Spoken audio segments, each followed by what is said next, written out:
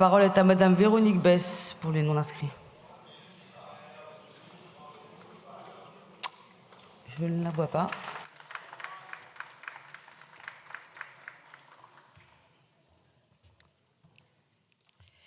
Madame la Présidente, Monsieur le Ministre, mes chers collègues, il y a quelque chose d'assez saisissant, voire d'assez obscène dans ce débat. Soyons clairs, le Mercosur n'est pas un accord commercial comme un autre.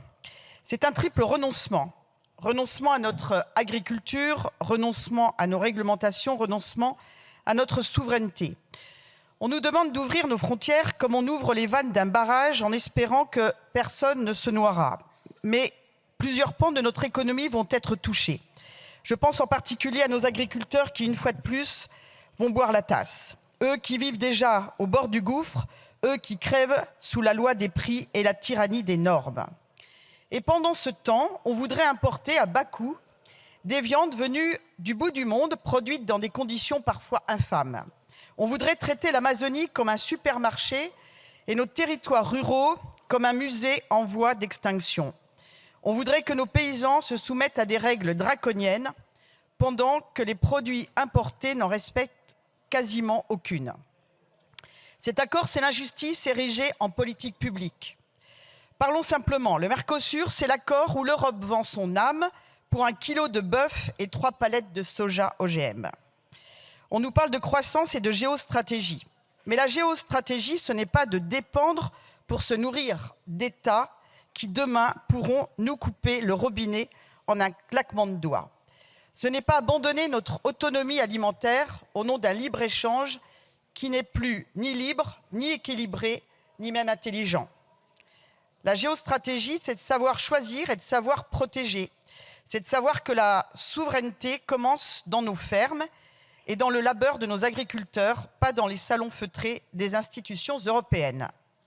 À bien des égards, nous naviguons dans un mode de rupture. Les chaînes d'approvisionnement cassent, les frontières reviennent, les grands blocs s'affrontent. Et l'Union européenne, que fait-elle ? Eh bien, elle s'entête à appliquer la doctrine du monde d'avant, celle où tout le monde était gentil, où tout le monde jouait selon les mêmes règles. Mais ce monde-là se meurt. Et si nous persistons dans cette logique suicidaire, alors nous serons les seuls à respecter des règles que les autres ne respectent jamais. Cet accord est un piège économique, un piège climatique et environnemental, un piège stratégique. Il avance masqué par des promesses creuses, mais il porte en lui l'affaiblissement, notamment de notre agriculture et l'effritement de notre souveraineté. La France ne peut pas signer ça, parce qu'un pays qui ne protège pas ceux qui le nourrissent finit toujours par dépendre de ceux qui le tiennent. Nous devons dire non. Non, avec la certitude que défendre notre terre, ce n'est pas du repli, c'est la condition de notre liberté. Si l'Europe veut être respectée dans le monde, qu'elle commence par se respecter elle-même. Qu'elle cesse de sacrifier ses paysans sur l'autel d'une idéologie commerciale qui date de l'époque où l'on croyait naïvement que les règles du marché pouvaient remplacer les règles de la puissance.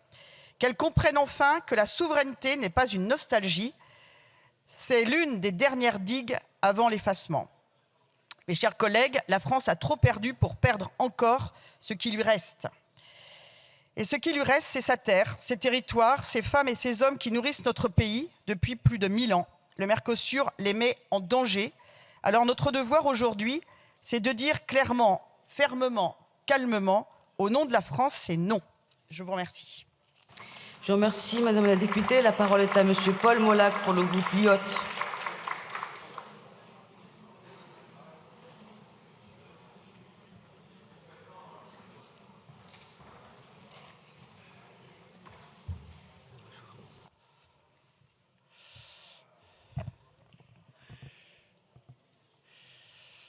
Madame la Présidente,